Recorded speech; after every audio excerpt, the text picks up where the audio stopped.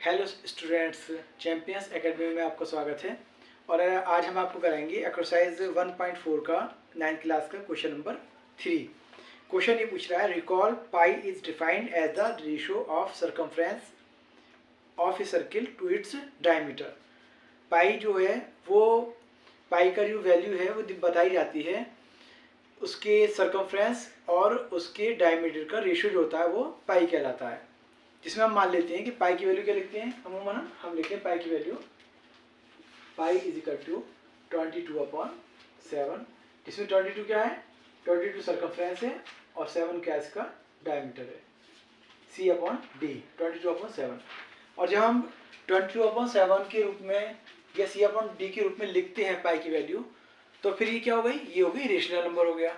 और जबकि हमसे कहा गया है कि पाई जो है वो एक इरेशनल नंबर है, तो यहाँ क्या हो गया, एक कंट्राडिक्शन हो गया, कंट्रोवर्सी हो गई कि एक तरफ तो हम कह रहे हैं कि पाई एक इरेशनल नंबर है, इरेशनल, और यहाँ हम इसकी पाई की वैल्यू लिख रहे हैं P/Q की फॉर्म में, जो कि ऐसा नंबर है जो इरेशनल नहीं है बल्कि रेशनल है।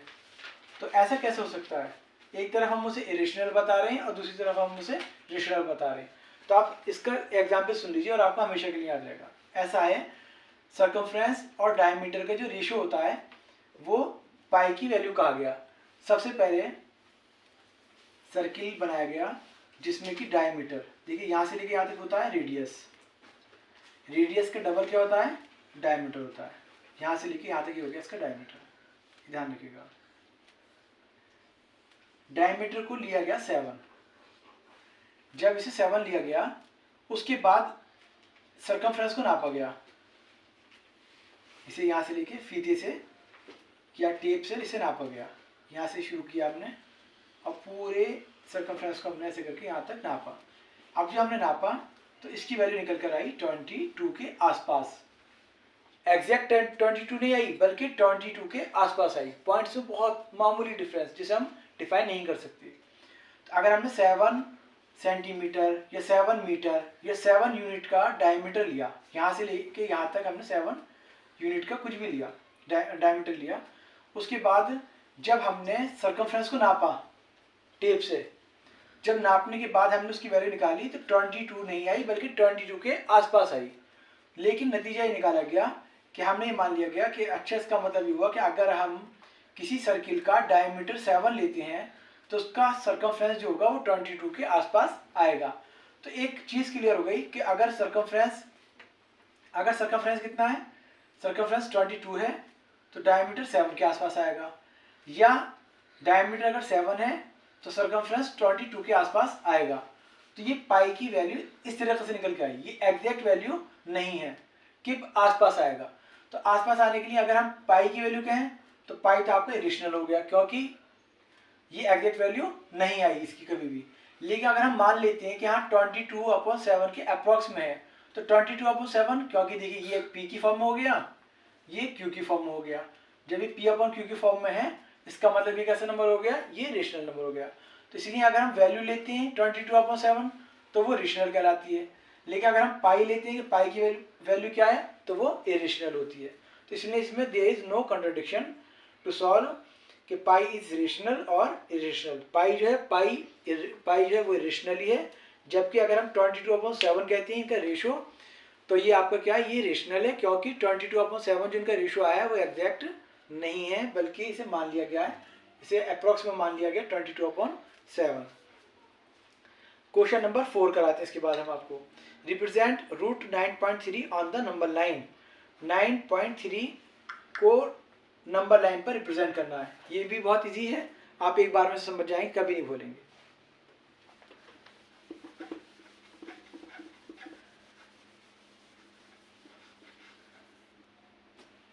देखिए,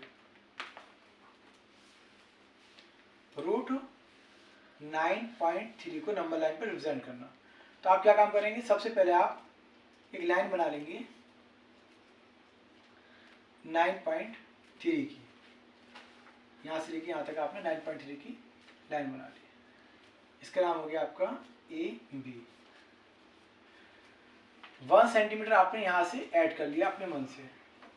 अब कितनी हो गई है, अगर हम पूरी देखें यहाँ से लेके यहाँ तक बताइए 9.3 और 1 कितनी हो गई 10.3।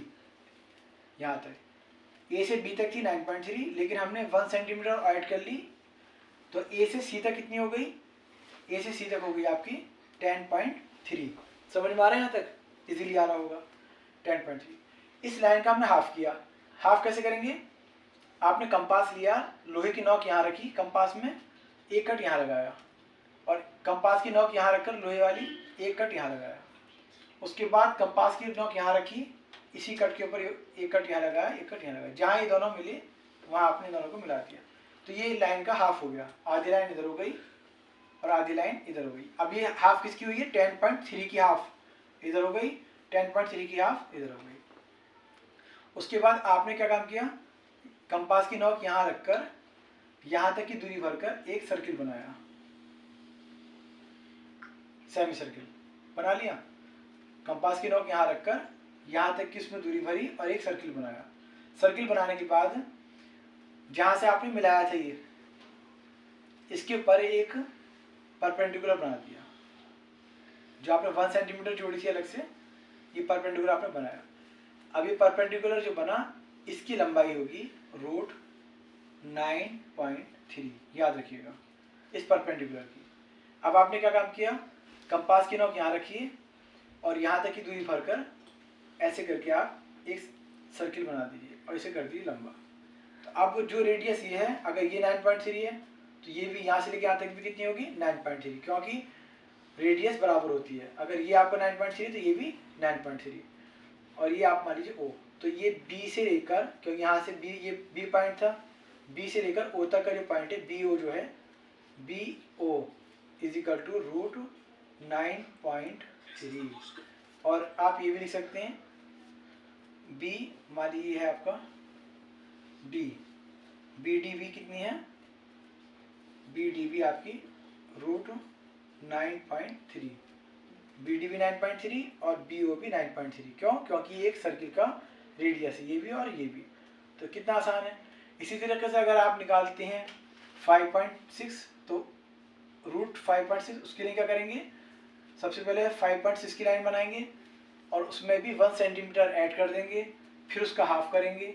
हाफ करने के बाद जहाँ से आपने ऐड किया था वो 1 सेंटीमीटर, तो आप ये ऊपर ये परपेंडिकुलर बनाएंगे, जहाँ पर ही टच करेगा वहाँ से लेके और आपकी बेस तक ये लेंथ जो होगी आपकी, ये होगी √5.6। उसके बाद उसकी आप उतनी दूरी कंपास में भरकर ऐसे बना देंगे, ये आपका नंबर लाइन पर आ जाएगा √5.6। Question number 5, rationalise the denominators of the followings. आपको डेनोमिनेटर्स रेशनलाइज करने, सिर्फ मतलब नीचे वाला नंबर ही आपको रेशनलाइज करना है। 1/√7 को आपको रेशनलाइज करना है। कैसे करेंगे आप, तो अगर रेशनलाइज करना है तो नीचे वाला नंबर अगर आपको रूट में है तो रूट को ख़त्म करने के लिए उसी नंबर की आपको क्या करनी है, मल्टीप्लाई करनी है। देखिए मैं एग्जाम्पल आपको दे रहा हूँ, आपको इजीली समझ में आ जाएगा। जैसे क्वेश्चन दिया हुआ है आपको 1/√7, अगर √7 नीचे है तो √7 की आपने ऊपर मल्टीप्लाई करनी है और √7 की नीचे करनी है। तो √7 मतलब √7 हो गया, और √7 की √7 में होगी तो क्या आंसर आएगा, 7 आएगा। ऐसा क्यों हुआ, ये हम पहले भी बता चुके हैं। √7 मल्टीप्लाई √7, इसे हम लिख सकते हैं √7 × 7।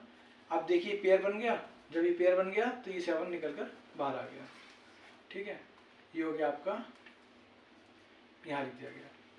तो डेनोमिनेटर जो था उसका रेशनलाइज हो गया। अगर क्वेश्चन होता 1/√5, अगर ये क्वेश्चन होता तो आप क्या काम करते, √5 के ऊपर मल्टीप्लाई कर देते और √5 की नीचे कर देते।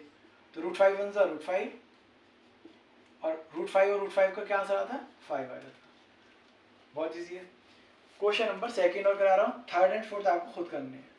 2 देखिए आप, 1/√7 माइनस √6। अब यहाँ पर 2 रूट हैं। अब क्वेश्चन ये बताया कि आप √7 की मल्टीप्लाई करेंगे या √6 की करेंगे। तो यहाँ पर बहुत ईजी है, आपको दोनों की ही करनी पड़ेगी, लेकिन आपको साइन चेंज कर कर मल्टीप्लाई करनी है। कैसे करेंगे मल्टीप्लाई, देखिए पहले मैं आपको बताऊंगा जो बच्चे गलत करते हैं मल्टीप्लाई, वो क्या लिखते हैं, मल्टीप्लाई बाई √7 प्लस √6 उन्होंने लिख दिया कि सर ने बताया था साइन चेंज करके आपको मल्टीप्लाई करनी है, ऐसे ऊपर लिख देंगे मल्टीप्लाई √7 प्लस √6। अब आप ये बताइए कि गलती कहाँ है इसमें। मैंने आपको बताया भी कि यहाँ गलती है, लेकिन गलती क्या है? गलती ये है कि यहाँ पर जो मल्टीप्लाई की है √7 प्लस √6 की है, ऊपर भी और नीचे भी, लेकिन ये मल्टीप्लाई सिर्फ ये मानी जाएगी √6 में मल्टीप्लाई √7 की हो रही है, क्योंकि बॉड मास के रूल के अकॉर्डिंग पहले मल्टीप्लाई होती है। तो ये गलती सुधरेगी कैसे? आपको इसे में ब्रैकेट में लिखना पड़ेगा। अब क्या मतलब है कि 1 की मल्टीप्लाई हो रही है √7 प्लस √6 में, ऐसी इन्हें भी ब्रैकेट में लिखना पड़ेगा। अब माना जाएगा कि √7 माइनस √6 की मल्टीप्लाई हो रही है √7 प्लस √6 में, ये आपका √7 प्लस √6 भी मल्टीप्लाई ब्रैकेट में रहेगा और √7 माइनस √6 भी ब्रैकेट में रहेगा। उसके बाद जब इसकी मल्टीप्लाई 1 में होगी तो आंसर आ जाएगा यही √7 प्लस √6। और यहाँ क्या होगा? ये बन गया formula a minus b a plus b. A minus b a plus b का फॉर्मूला क्या होता है? a² minus b²। ये याद रख लीजिएगा, ये फॉर्मूला बन गया आपका a minus b a plus b is equal to होता है a² माइनस b²। तो एक बार इन दोनों, अगर एक बार दो नंबर माइनस हो रहे हैं और एक बार प्लस हो रहे हैं और दोनों की आपस में हो रही है मल्टीप्लाई, जैसे यहाँ पर √7 यहाँ था, √7 यहाँ था, √6 यहाँ था और √6 यहाँ था, और दोनों की आपस में क्या हो रही थी? मल्टीप्लाई हो रही थी, और दोनों के साइन अलग अलग थी। तो इसमें हम लिख सकते हैं a² माइनस b², एक बार इस नंबर का स्क्वायर और दूसरी बार इस नंबर का स्क्वायर। तो √7 का स्क्वायर लिख दिया एक बार आपने, √7 का स्क्वायर माइनस एक बार √6 का स्क्वायर, √6 का स्क्वायर। तो √7 का स्क्वायर क्या होता है? ये लिखा आपने √7 प्लस √6, √7 का स्क्वायर होता है 7 और √6 का स्क्वायर होता है 6। 6 में 7 में से 6 माइनस होंगे, क्या आंसर आएगा? 1, और ऊपर आ गया √7 प्लस √6। यही आपका आंसर हो गया। अब नेक्स्ट क्वेश्चन है आपका क्वेश्चन नंबर 3, 1/√5 प्लस √2। ये भी क्वेश्चन है, इसी तरीके से ये भी हो जाएगा। देखिए आप,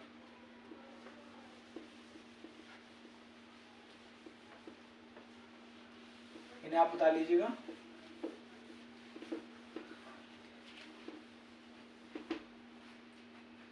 देखिए 1/ क्वेश्चन नंबर 5 का थर्ड पार्ट, 1/√5 प्लस √2। अब क्या काम करेंगे इसमें? आप मल्टीप्लाई करेंगे साइन चेंज कर कर। तो आपने बड़ा कर दिया, ये नीचे लिख देता हूँ मैं, 1/√5 प्लस √2 मल्टीप्लाई बाई √5 माइनस √2, और ऐसे इसमें भी मल्टीप्लाई √5 माइनस √2। ये ब्रैकेट लगाना बहुत ज़रूरी है, अगर आपने ये ब्रैकेट नहीं लगाई तो क्वेश्चन, ये सॉल्यूशन गलत माना जाएगा। अब 1 में मल्टीप्लाई होगी तो आंसर यही आ गया √5 माइनस √2, और नीचे क्या हो गया? √5 का स्क्वायर क्या होता है? 5 माइनस √2 का स्क्वायर क्या होता है? 2। ये मैं डायरेक्ट करा रहा हूँ, एक स्टेप मैंने छोड़ दिया, क्योंकि हमें पता है इससे पिछले क्वेश्चन में जैसे हमने स्क्वायर किया था, तो ये √5 का स्क्वायर 5 और √2 का स्क्वायर 2 और बीच में माइनस का साइन। √5 माइनस √2, 5 में से 2 माइनस होंगे, कितने बचेंगे? 3। यही है आपका आंसर। और इसका फोर्थ पार्ट भी देख लीजिए, ये भी बहुत ईजी है। 1/√7 माइनस 2, तो 1/ मल्टीप्लाई √7 प्लस 2, ऊपर मल्टीप्लाई, और 7 माइनस 2 मल्टीप्लाई √7 माइनस 2। 1 से मल्टीप्लाई होगी तो यही आंसर आएगा √7 प्लस 2 अपॉन, ये हो गया a² माइनस b²। तो 7 √7 का स्क्वायर 7 माइनस, और 2 का स्क्वायर, √2 का स्क्वायर तो 2 होता है, लेकिन 2 का स्क्वायर क्या होता है? 2 2 ज़ा 4। यहाँ आंसर आ गया √7 प्लस 2 अपॉन 7 माइनस 4 कितने होते हैं? 3। यही आपका आंसर है। तो आपकी एक्सरसाइज जो थी 1.4 कंप्लीट हो गई। और अगर आपको कोई क्यूरी उसमें कोई क्वेश्चन समझ में ना आ पा रहा हो तो आपको इस नंबर पर हमें कांटेक्ट कर सकते हैं, ये आपका व्हाट्सअप नंबर भी है। और हमारे चैनल की और वीडियोस देखने के लिए हमारे चैनल को लाइक कीजिए, शेयर कीजिए, सब्सक्राइब कीजिए। और ये आपके क्वेश्चन जो है 7, 8, 9, 10th क्लास तक भी आते हैं और अब तो ये कॉम्पिटिटिव एग्जाम में भी पूछे जा रहे हैं, इसलिए आपके लिए बहुत ज़्यादा ज़रूरी हैं। आप ध्यान से इन्हें देखिए, सीखिए, और आपका जो सब्सक्राइब करना होगा हमारे चैनल को, वही हमारे लिए मोटिवेशन होगा। और ऐसी अच्छी अच्छी वीडियोस देखने के लिए हमारे चैनल पर बने रहें। Bye bye.